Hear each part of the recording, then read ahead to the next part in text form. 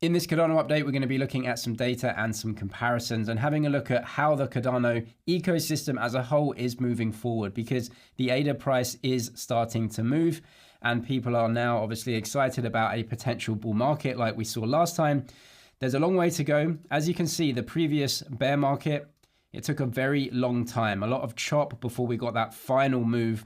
Is that going to play out again? And how long have we got left? Now, the Bitcoin halving is very close, and we've been chopping around this for a very long time. There might be some time left before we get that big move. And are we going to reach new all-time highs? What are the valuations here, including how is it in the big scheme of things? Ethereum, Solana doing very well. How is ADA actually comparing? I'll leave timestamps for this video down in the description. We'll look at some Cardano data firstly then. Also, I will be updating the crypto course in January. That is free if you have the course already. The price will be going up in January, but if you do have the course, all of these updates are free. We have the Bitcoin halving coming up. Things are changing right now. So just more about my strategy here, what's going to be happening, how the macro is inflecting. Also some big updates to the industry because a lot of stuff has launched. And, a lot of stuff has changed in the bear market. So I'll be making those updates free for everyone in the course already. Check the link in the description for all of the details. If you haven't got it yet, you can get in now before, January. So what we can see here, active address growth trend for Bitcoin. And I want to compare this to Cardano right now. So you're looking at around 1 million active addresses per day. So that's not 1 million people per day. You might have multiple addresses per person, but you're looking at really good growth here for Bitcoin, right? So active addresses around 1 million per day. This is the previous bear market. You're looking at around 600,000, maybe 700,000. Now you've got 1 million. It's huge growth for Bitcoin. And Cardano isn't Bitcoin, but you're seeing people still coming in. Let's see how Cardano fares with that. What we're looking at is, ADA wallets per day. So the total amount of wallets now around 5 million. That's total wallets. It's not active wallets per day. Way fewer than that active wallets per day. We'll have a look at that in a second. You're seeing TVL just climb, really, really healthy. Now, that's because prices are going up. For right now, Cardano doesn't have any stable coins, or it doesn't have any major stable coins that people are really using, too much. And so all of the stuff that's locked in DeFi, which now exists, that is ADA mostly. And so ADA is going to be looked at in TVL terms as going up, because if TVL is locking ADA price is going up, then TVL goes up. So it's not a great metric, to be honest. What we really want to be looking at is more kind of the health of the system, transactions, everything. But obviously it's good that we have DeFi now, because in the previous bull market we didn't have DeFi. We had nothing. We had no stable coins. We had no apps. Nothing. And now we do, right? So they are coming now. So it's a very different system now going into the next bull market than we had in the previous. You can see native tokens tailing off a little bit as well in terms of their growth. There's only so many native tokens you can get in one, kind of phase of growth, right? You have some ecosystem coins, maybe some meme coins, and then, a couple of stable coins have come on. But what else is there a need for, right? Once you have that ecosystem, you're looking at potentially, real world assets, tokenized equities, but that's coming way down the line. That's in the future, because that all needs very heavy regulation around it. And they're not going to really let any of those assets come on chain without regulation. So for right now, you're seeing that tail off a little bit. In terms of transactions and payments per day, we are around, as you can see here, 125,000 transactions, 345 or 300,000, almost 400,000 payments. Because Cardano is UTXO, one transaction can actually have multiple assets within it and multiple payments to different wallets within it. So it's not a transaction per day you're looking at, it's payments per day, because each transaction could have 10 assets that are doing different things and going around to different wallets. So that's one of the advantages of UTXO that Cardano uses is, you can have one transaction, but many payments of different coins. So around 300,000 payments per day. You can see it's fairly robust throughout the bear market, actually. So that's a better kind of mark of who's actually using it. Are coins being transacted? Because the volume and transactions and velocity of money in the system, I think, is probably more valuable overall. So decent charts here.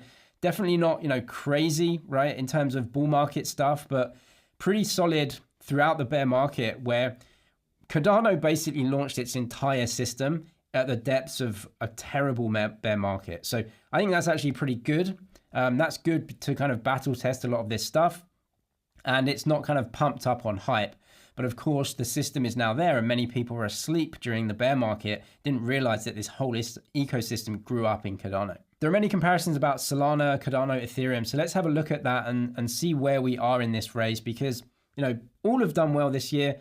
Cardano's up pretty nicely. Solana's definitely outperformed most other things. Ethereum is up very nice, almost 80, 90% this year as well. So in terms of fees generated, size of the blockchain, you've got Ethereum here, which is just so far ahead of anything else. You know, $2 billion this year. Tron as well, which, you know, is very popular as a chain, kind of outside of the West. This is really a stable coin chain, but it's very popular. Then you have Bitcoin here, which isn't going to return any fees to investors. It's, you know, going to pay the miners out. Then you have BNB chain here. And the rest is pretty much applications. Most of these are Ethereum or EVM style applications. So lending, borrowing, trading, derivatives. And you have Polygon down here as well. So that's it. Most of the real volume and activity and fees paid are on those chains, right? So Solana and Cardano are actually not in this. So where do they sit? Let's have a look at some data. This is Cardano here. One thing you'll see is that TVL is just going through the roof, right? You can see that here.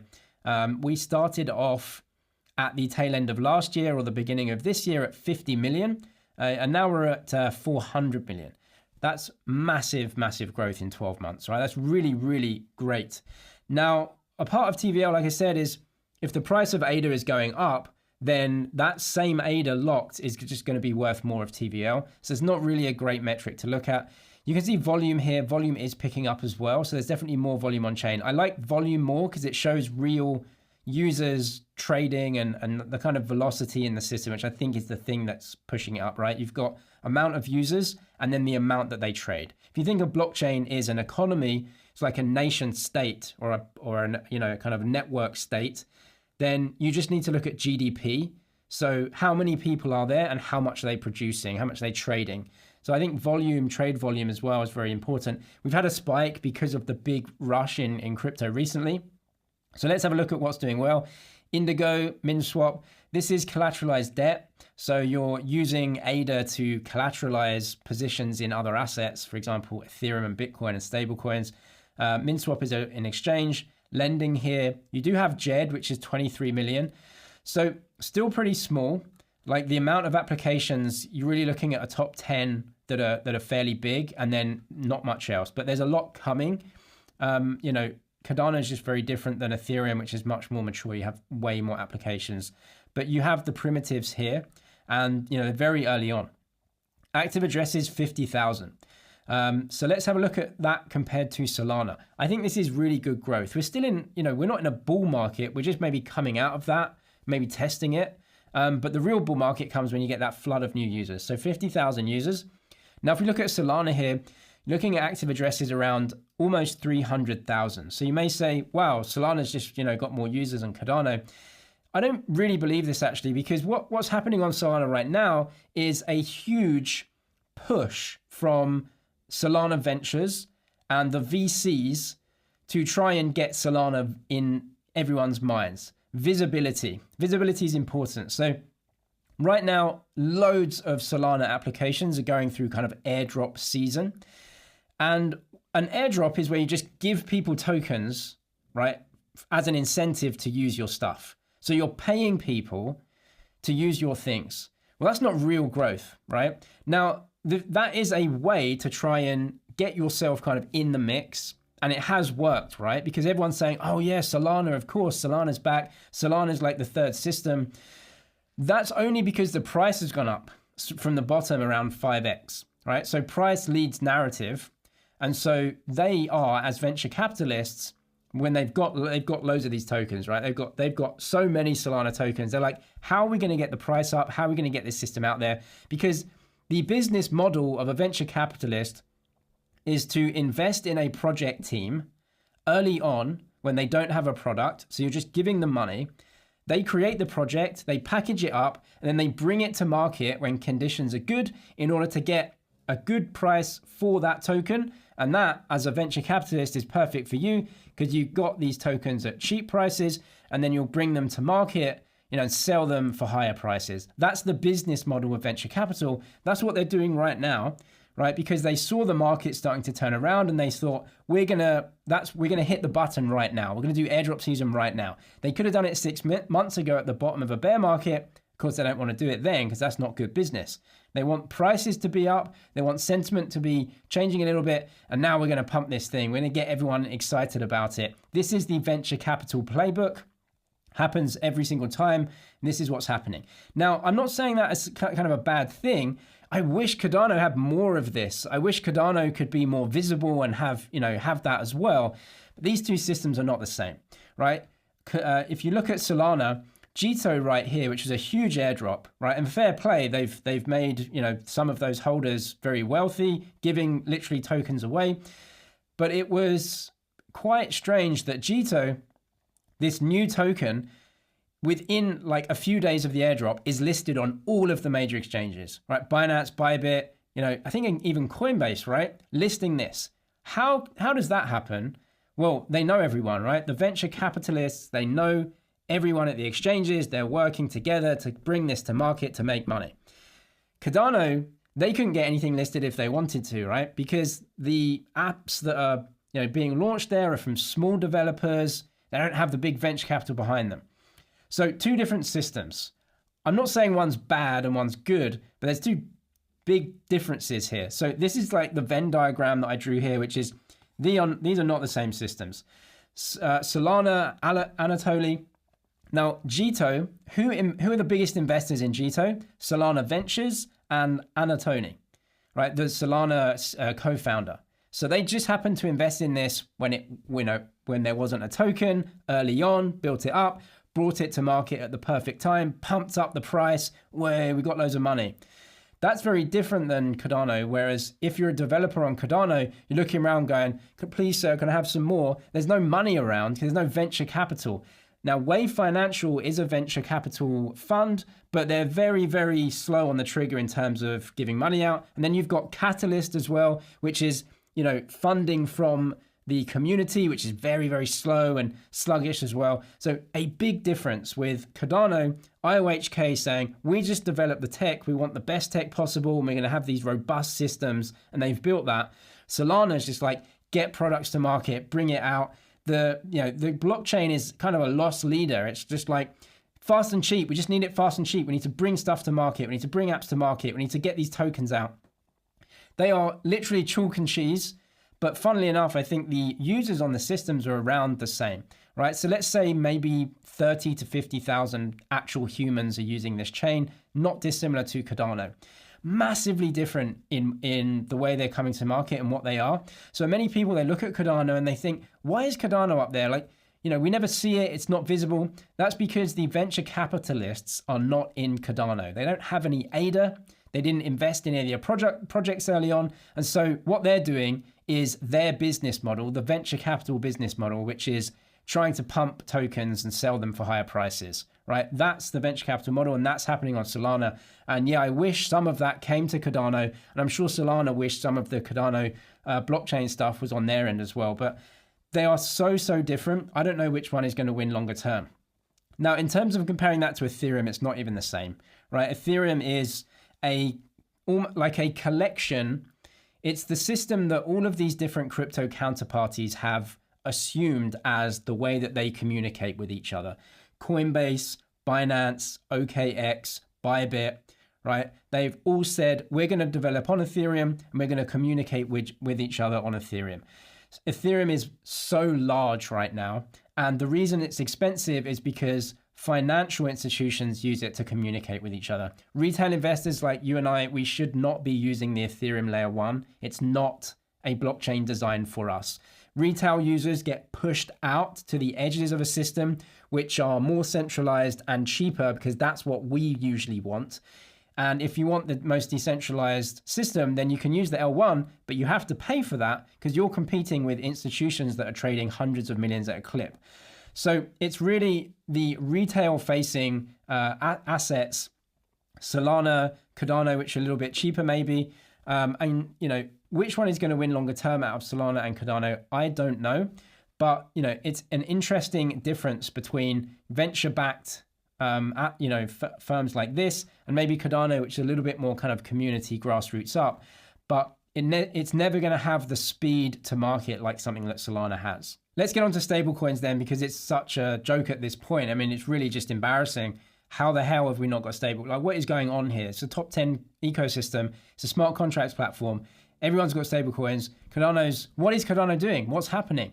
So this is actually a double-edged sword for me, because what is happening now is that on Cardano, because we don't have major stablecoins, there are some, but they're not any stablecoins that any real investor is going to want to use, right?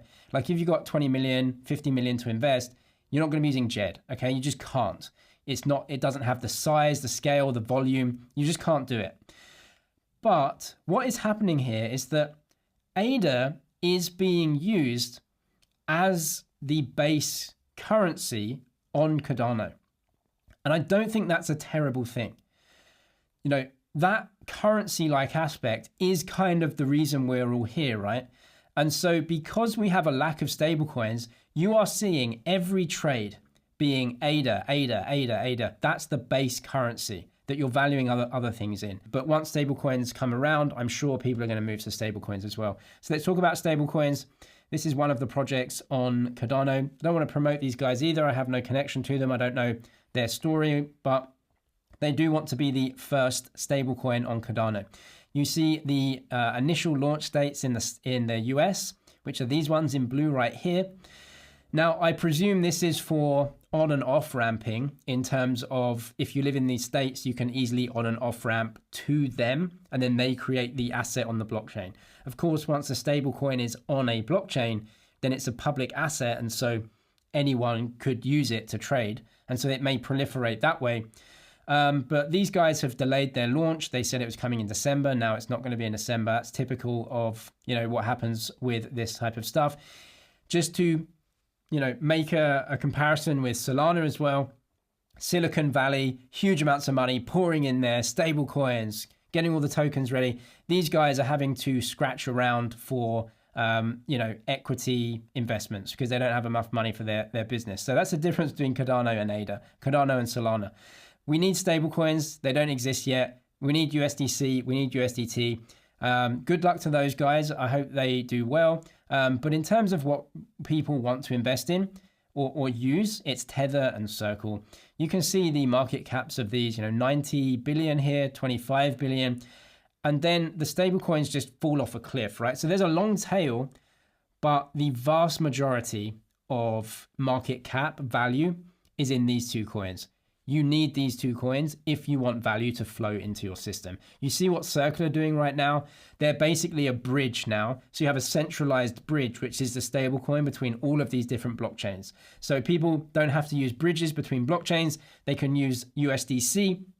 They tell Circle, we want to take this value in dollars. We want to put it on a different chain. Circle says, yeah, we got that. We'll take the stable coin. We'll cancel it. We'll put it in your wallet on the other chain. And that's the centralized bridge. So you don't have to go through any bridges or get any hacks going on. And it's a stable coin, so you can get value from one blockchain to another. Why is Cardano not part of this? Every other major chain is, and this annoys me. This is the lack of business development, the lack of venture that is happening in Cardano that isn't happening elsewhere, which is frustrating. Token prices can flatter to deceive. They're extremely volatile. Just because prices go up doesn't mean adoption is much higher.